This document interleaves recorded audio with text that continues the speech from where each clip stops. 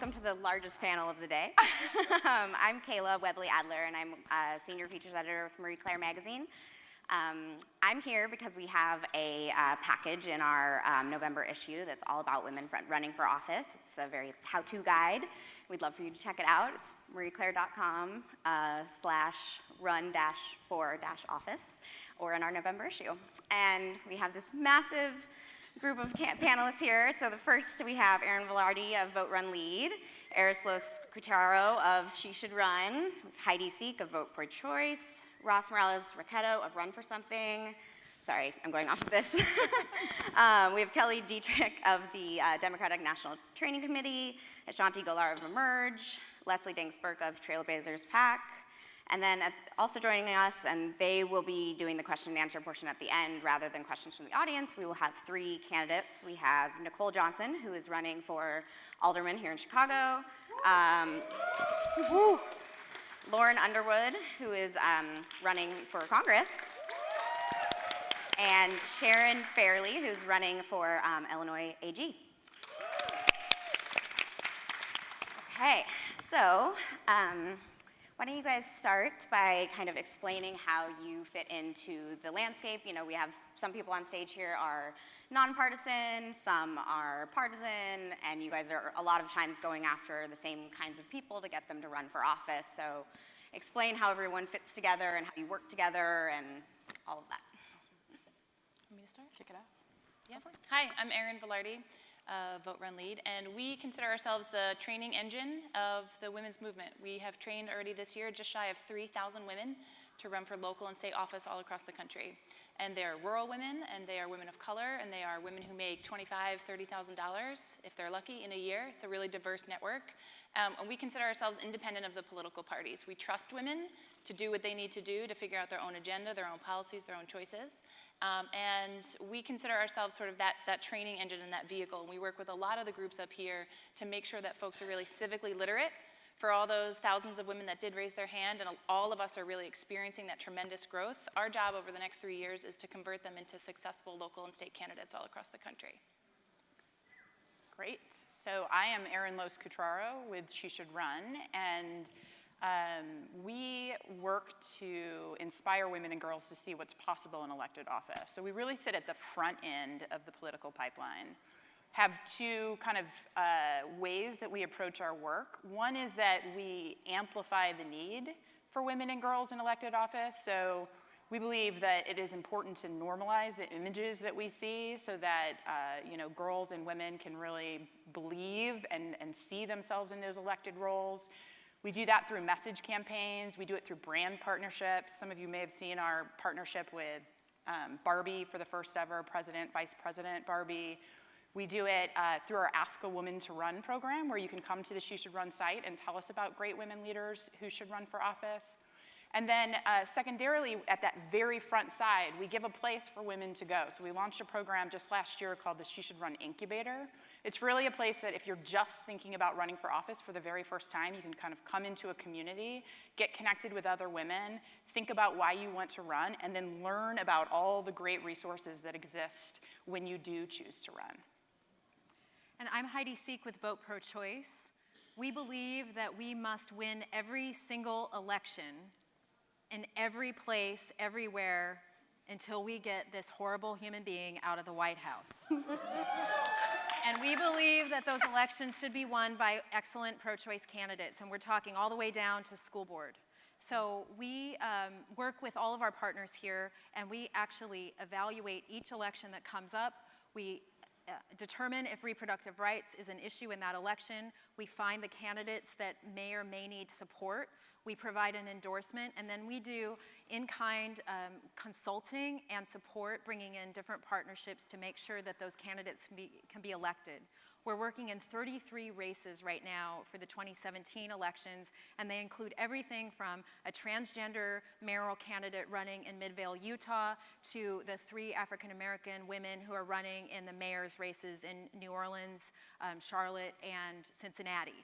We do everything from digital strategy to, I've done speech training for young women of color candidates in New York, and I bring in all of my friends from here to make sure that that happens. It's early stage, early leaders, so they can evolve and move up into the pipeline, into the larger scale races, so they become the women that are sitting at the end of the row here. Oh, yeah. Hi, I'm Leslie Danksberg. I'm the founder and president of Trailblazers PAC, which is the home of Front Porch Politics. I was a candidate for New York State Senate last year in 2016. I ran as the Democratic candidate in a district that was 32% Democratic, and we got 45% of the vote. Unfortunately, though, 45% in 2016 only got you the presidency. It did not get you a state Senate race.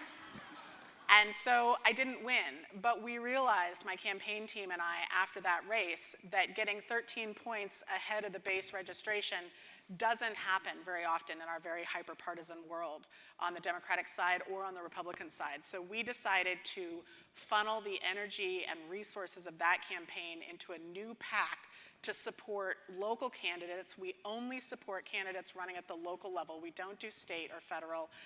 And we support candidates of any gender and of any political party who are willing to stand up for clean government. We ask them to adhere to higher than required campaign finance regulations. We ask them to walk the talk toward better campaign finance than the law requires right now. And if they're willing to do that, we'll work with them, we educate them. We've done workshops across 2 states that have had 600 attendees.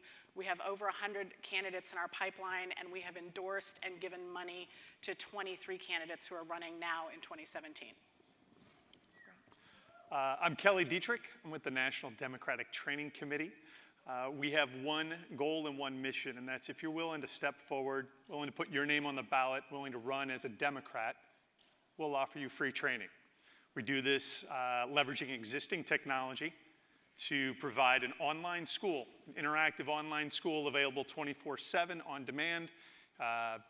If you have a family, if you have a career, you can put the kids to sleep, come down at 10 o'clock at night, take 45 minutes, learn how to build the fundamentals of a field plan. There's 500,000 locally elected officials. I know a lot of us tend to think in big terms about campaigns of presidential, of Senate. 500,000 local elected officials. If we could train people to run in 1/3 of those, think of the change we could make. But why shoot for 1/3? Let's have them all, right?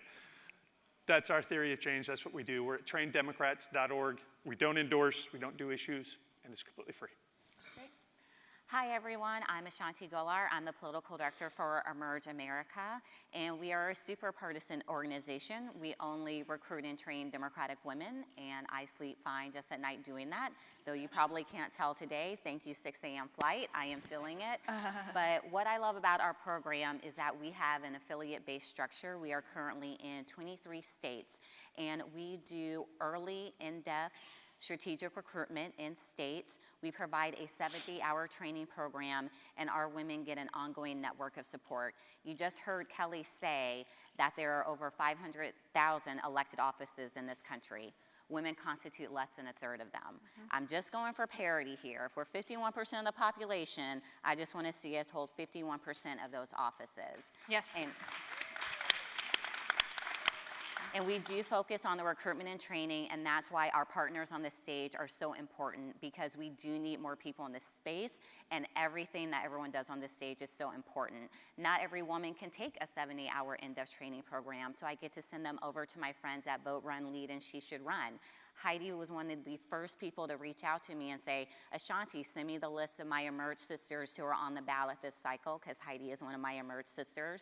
Emerge has a landing page on Kelly's website, and we just signed a Run for Something, MOU with Run for Something, and they've endorsed several of our candidates who are running in Virginia. We have 18 women on the ballot for State House. Democrats only need 17 seats to take back control, and that's the power of what all of these groups are doing. Hi, I'm Ross Morales-Roquetto. I'm the co-founder of Run for Something, and literally every time I do one of these things, I have to go after Ashanti.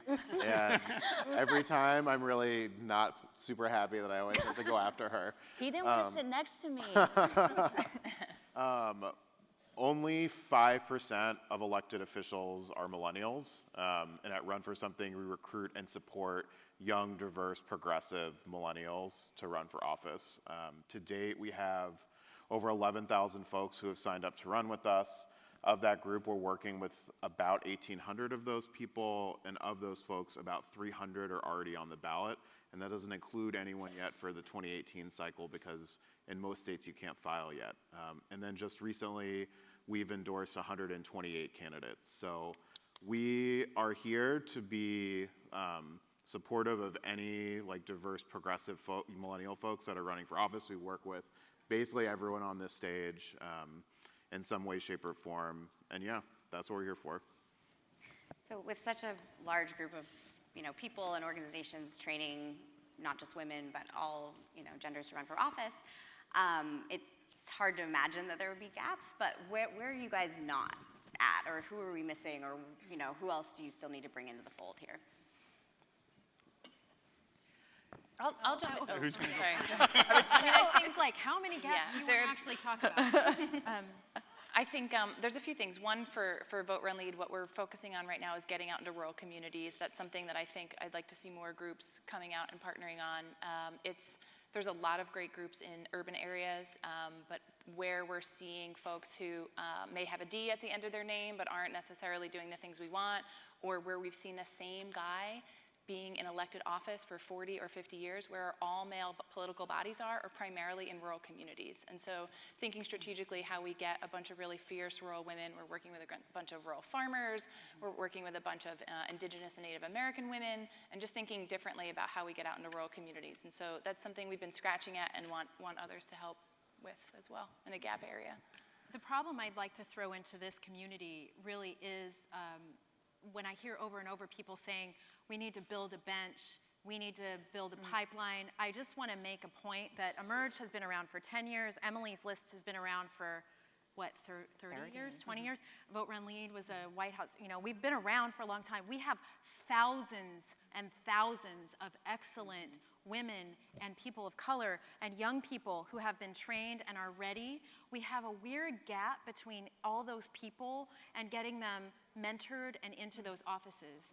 80 to 90% of incumbents are reelected. Right. And they're creating bodies that are not acceptable to us. So within that gap is where we have to wonder.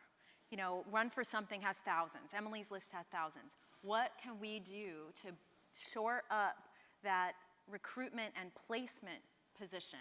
When you stand up and say, I want to run for this office, how can we make that be so? Even if you have to go up against an incumbent, how can we make sure you're successful? And I think that's a party thing, but it's something that we all need to be clear about and stop saying we need to build a better bunch. Here's the bench, my friends, and behind us are thousands of people. I really agree with that, and I'd like to add from my personal experience, having been a candidate running in rural America, in the top of Appalachia, where they're, one of the top NASCAR tracks is in my district. There's a lot of Confederate flags in my district. There's a lot of swastikas flying this year in my district. When you want to run a Democratic candidate in an area like that, it's absolutely vital that you have local office holders to serve as landing pads for your higher tier candidate. It is not just because of a bench, you're absolutely right, that we want to feed candidates into the pipeline. It's because a congressional district is not a flippable district unless the local voters are used to voting for Democrat, for the guy down the street, for the village mayor, for the town council person. You have to build in the down ballot races before you can move up. And I would add another component to think about too, that I think we all touch on in some way, but I think as a greater community, there's work to be done for us to address the role that gatekeepers, traditional gatekeepers, these are party leaders, these are major donors in our system, the role those individuals can play in diversifying the candidate pool. You know, there are ways for all of us to elevate the importance of seeing diverse voices in government, and we have to keep people accountable to that. We have to raise this issue up in our local communities as something that matters, and I think, you know, we all have a lot of work to do there. And I would add that 81% of all state legislators are white. And I think everyone on the stage is doing really amazing work to try to push back on that. But I think it's, even with all the work that we've done, that's currently where we are today. And I would say that we just need to keep doubling down, you know, like on making sure that like that the people that we're recruiting are representative of the districts that they'll be serving. And I know a gap at Emerge America that we're working on is getting more women into law enforcement positions. People don't talk about that a lot.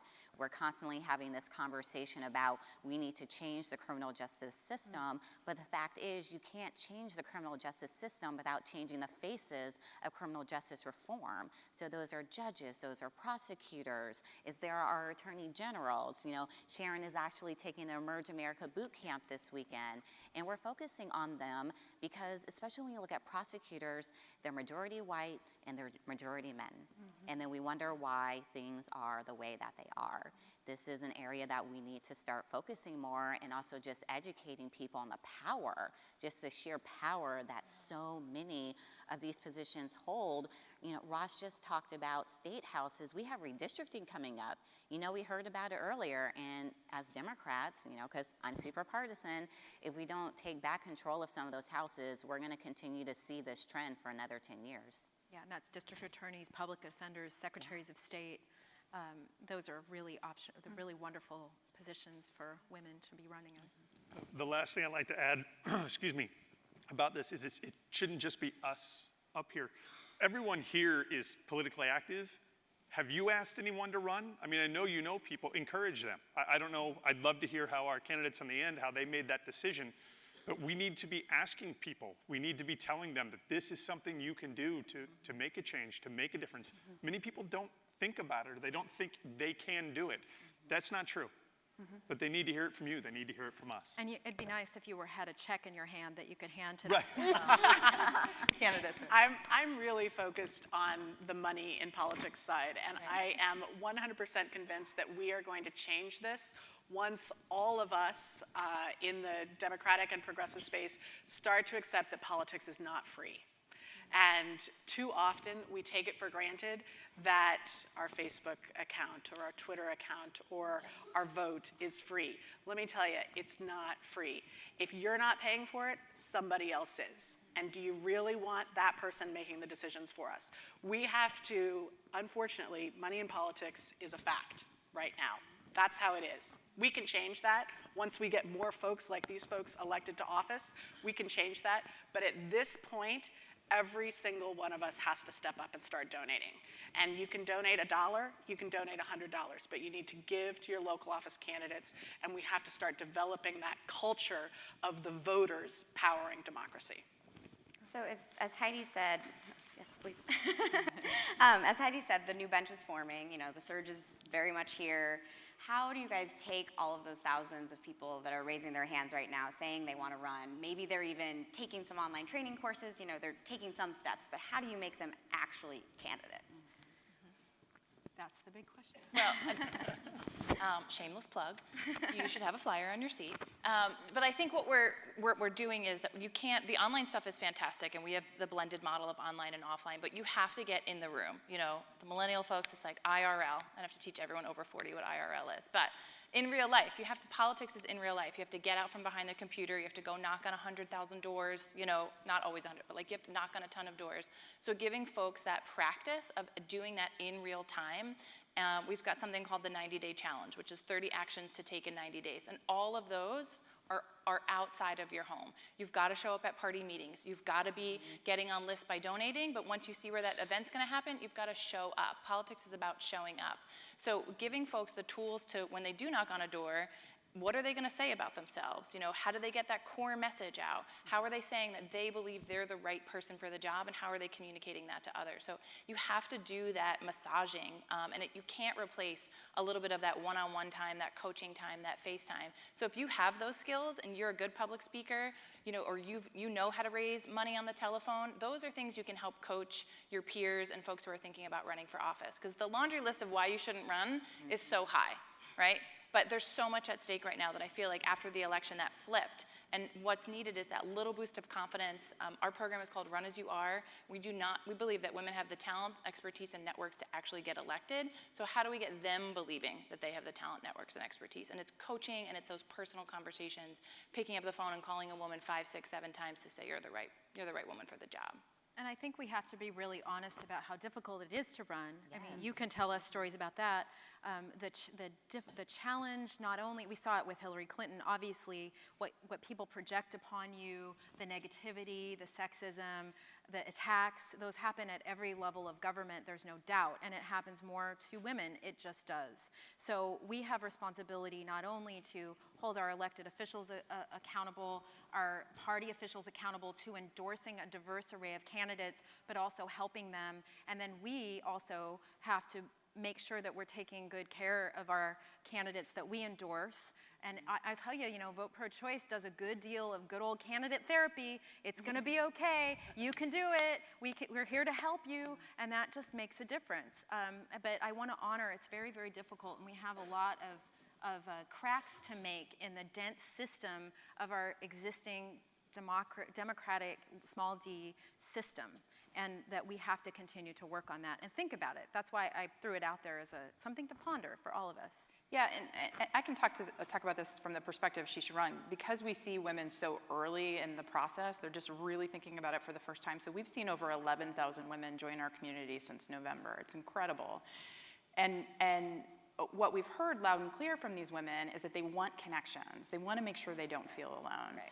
And an example of that, back to, I'll steal your shameless plug here. We, in Chicago, we're launching a program.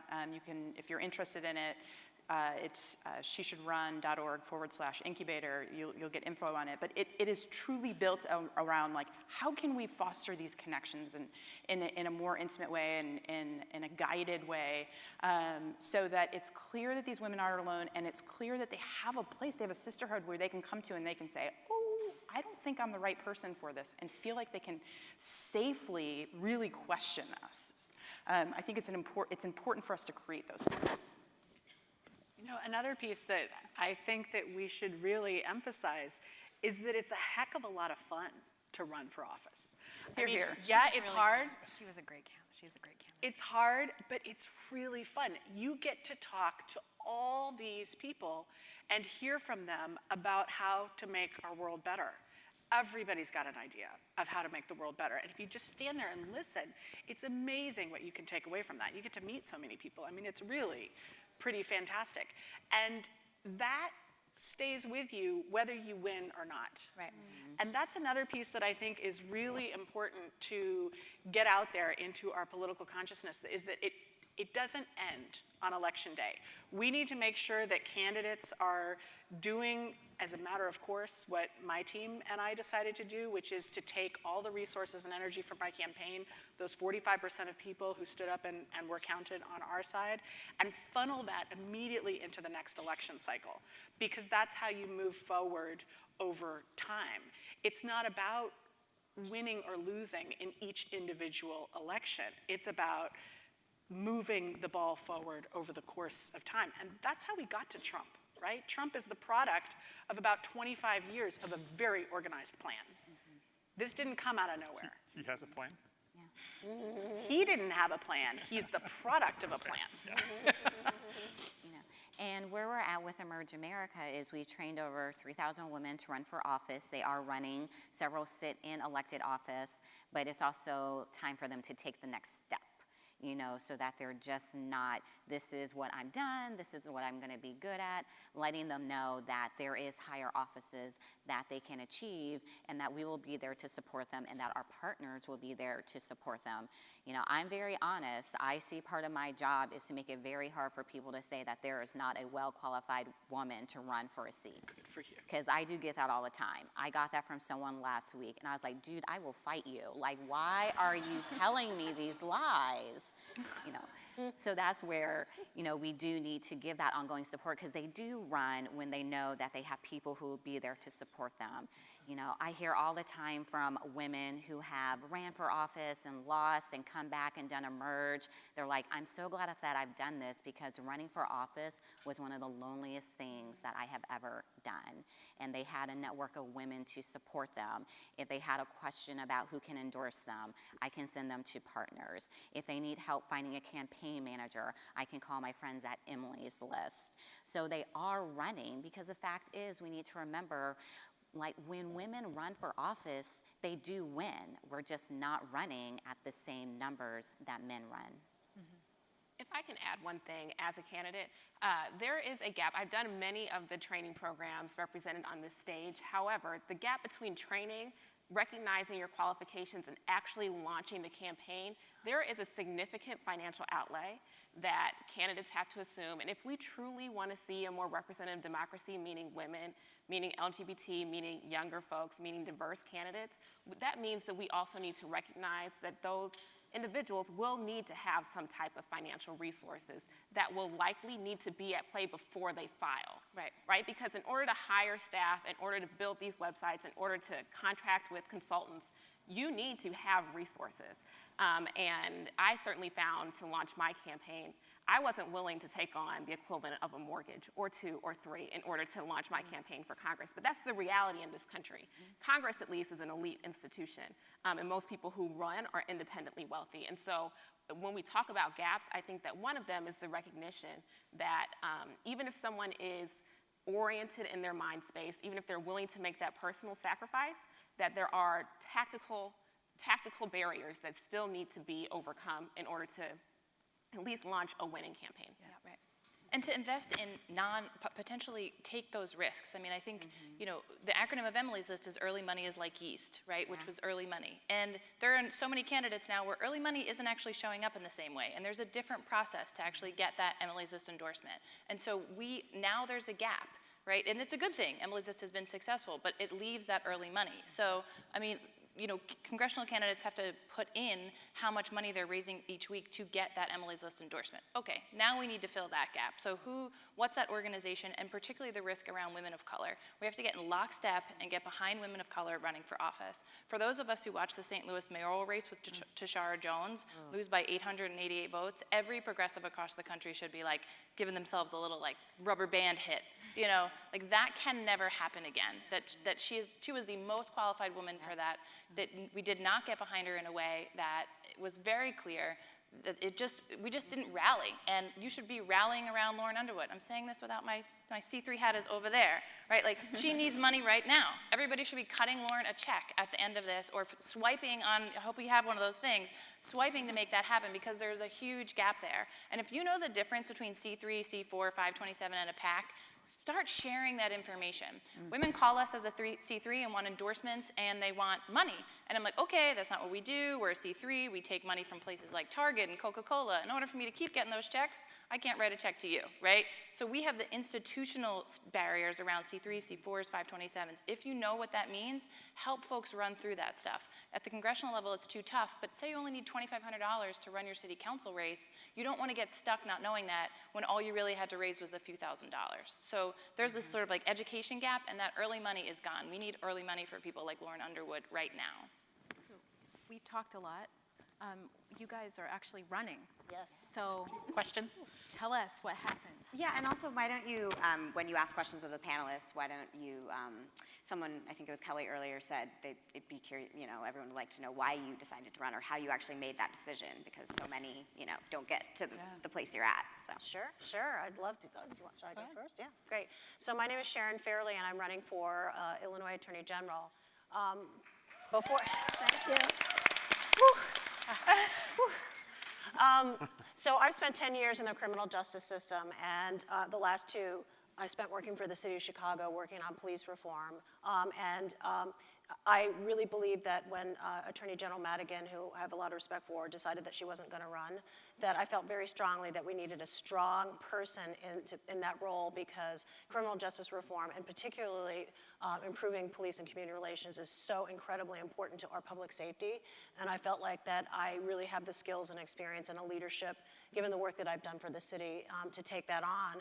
And then also just a personal frustration with what's going on with the Trump administration. And the Democratic states attorneys general have just proven to be such an important first line of defense in order to protect citizens against the regressive policies of the Trump administration. And feeling personally like completely frustrated over the last few months, not being able to play a personal role in that, I decided to jump in. I've never done politics before. I'm drinking from a fire hose. I'm learning all this from scratch. I'm looking forward to the Emerge training. And so for me, I've spent the last 2 years in a role where my whole job was to enforce the rule of law, right, without regard for politics. And now I'm thrown into this position where I need to develop relationships with politicians. So how do I do that? We need to start mentoring better. And we need to create multiple points of entry into a system. Someone earlier I think it was you, Erin, was saying it's not a linear pipeline, it's a helix. And we need many, many different entry points, and we need a culture where we take candidates in and mentor them regardless of where they come from. And I'll tell a little analogy that I've told often. If you look at how the Republican Party treats candidates, do you remember those old cartoons where there's a guy jumping off of a burning building, and then there's all the little cartoon characters get a hoop, and they, with the little fireman hats, and they catch the guy who's jumping off the burning building? When a Republican candidate is in trouble and jumping off a burning building, all the Republicans get around the hoop and they catch that candidate. When a Democratic candidate is jumping off a burning building, the Democrats have to have a caucus first. They have to decide if they can expend the money to buy the hoop. They have to have an analysis of who's around the hoop. They have to decide if the candidate is worth saving, whether they agree with the candidate. And by that time, the candidate's gone splat on the ground, right? Yes. We need to develop a culture where we are stepping up and mentoring candidates who are running on the Democratic line, who know how to run their campaigns best, who know their districts and their constituents best, and recognize that consensus is enough agreement to move forward. And we're going to move forward together if we can get to consensus. Great. Thank And you. you've also identified another gap of why it's difficult for women, or more difficult, can be difficult for women to run for office, which is, I always say when I'm doing trainings that you have to facilitate serendipity, meaning you have to show up to everything, so that the people who are appointing or anointing or endorsing think of you. It's like this in-group bias problem. And who has time for that? We're all busy, holding up the world, and so there's the trouble. Therein comes like daycare issues and partners that are helpful and all the things we talk about in feminist land. And so that's hard, but facilitating serendipity is actually pretty important. Showing up, having meetings with the key people so they think of you and endorse you.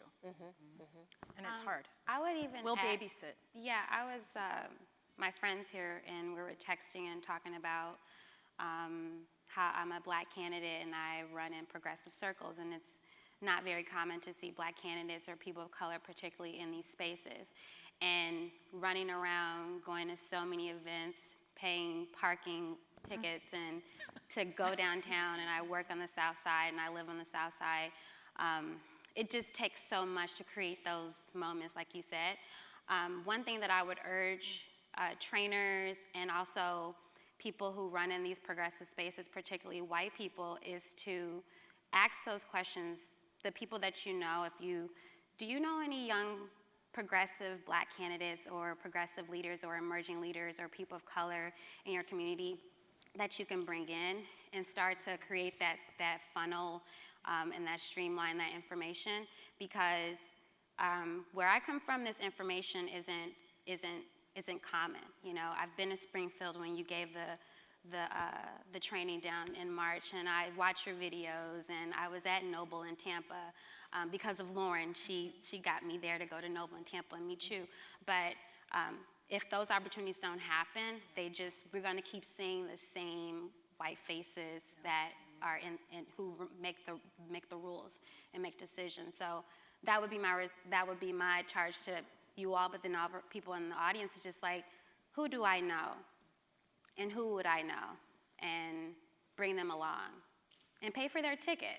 There's so many women who pay for my tickets to go to places. Yeah, that's true. Absolutely. Hi, everyone. I'm Lauren Underwood. I'm running for Congress in the Illinois 14th Congressional District. Thank you. The 14th is I live about 45 minutes west of Chicago, so it's here, we are here, we need your help. If we're thinking about adopting a district, which I encourage everyone here to do, to adopt a district, but I would really urge you to adopt the 14th, because we are a winnable seat. It's an R+5 for our political folks in the room. And I really decided to run for Congress specifically because our healthcare is under attack. I'm a registered nurse. I'm a health policy expert, meaning that I've worked to set up the marketplaces and worked on Obamacare for about 5 years, and then worked in public health emergencies and disasters for President Obama. And so when President Trump came in and made it very clear what his intentions were to take away health care from our community, and then we have a congressman who's literally in lockstep along the way, I said, that's enough. I can't stand by and let that happen. And we take for granted that people will push back. And so when we talk about accountability, that's what I'm doing in my campaign, and I need all of your support. Not gonna be shy about it. Need your support in every sense of the way.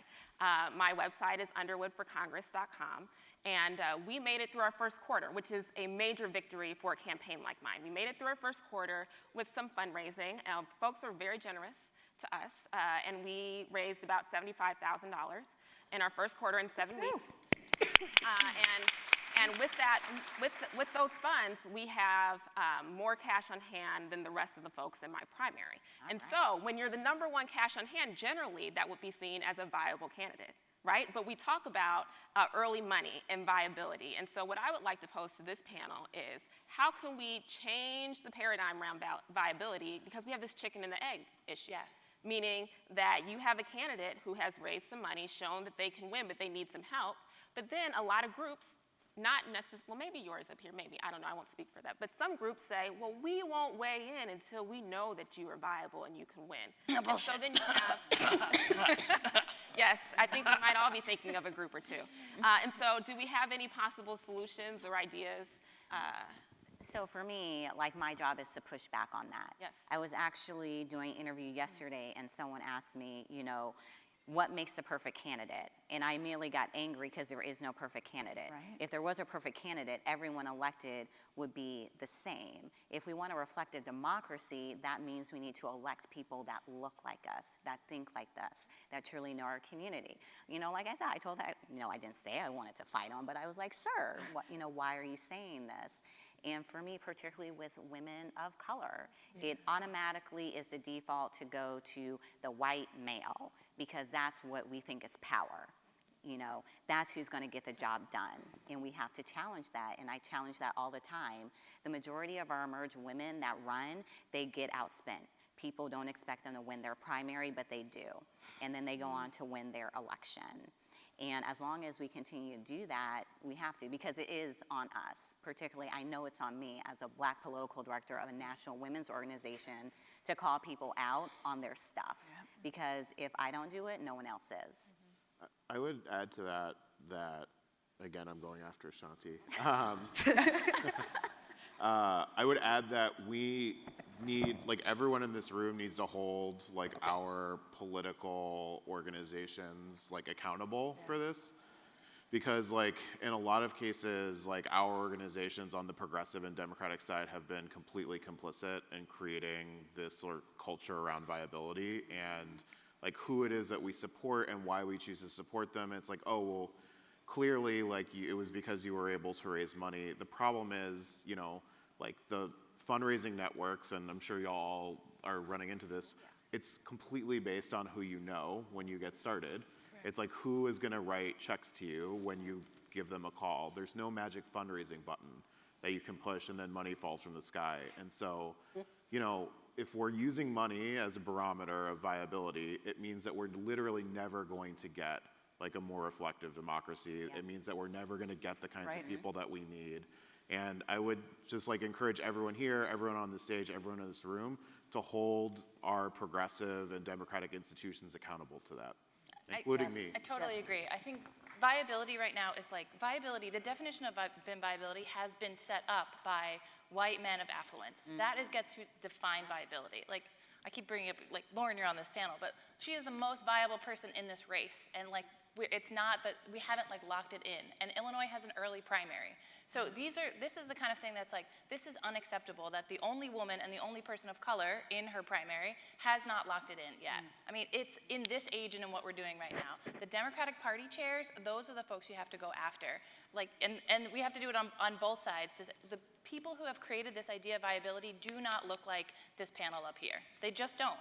And so it's just, we got to dismantle what it means to be viable. Yes, of course you're raising the most money. You're the most qualified person for the job, hands down.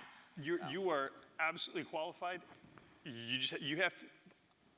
I love you already from the way you were bold on this stage. And every candidate I have ever worked with, you have to be bold. A lot of people are going to tell you no, right? You can't do this because whatever.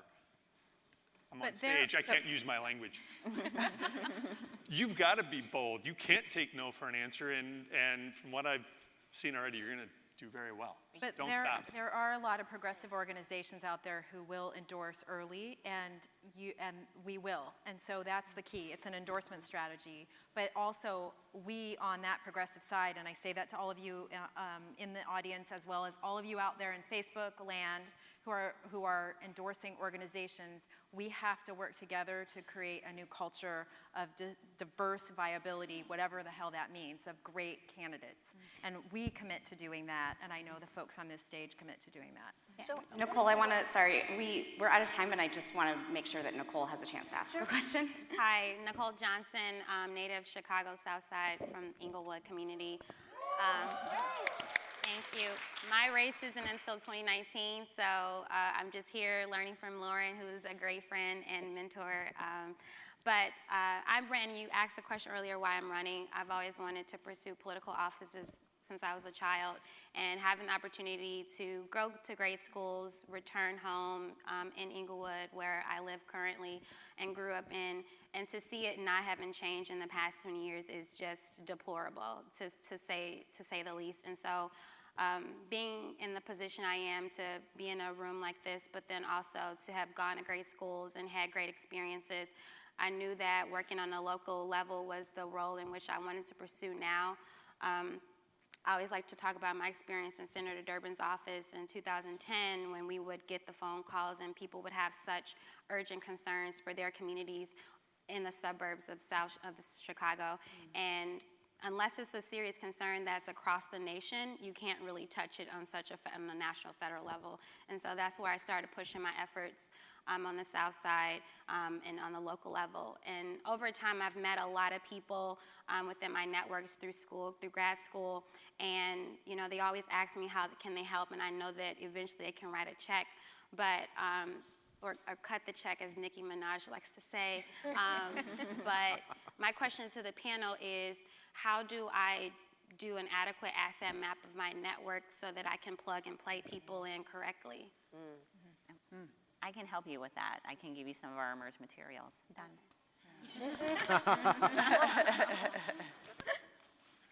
I can't top that. Work with her. Yeah. Okay.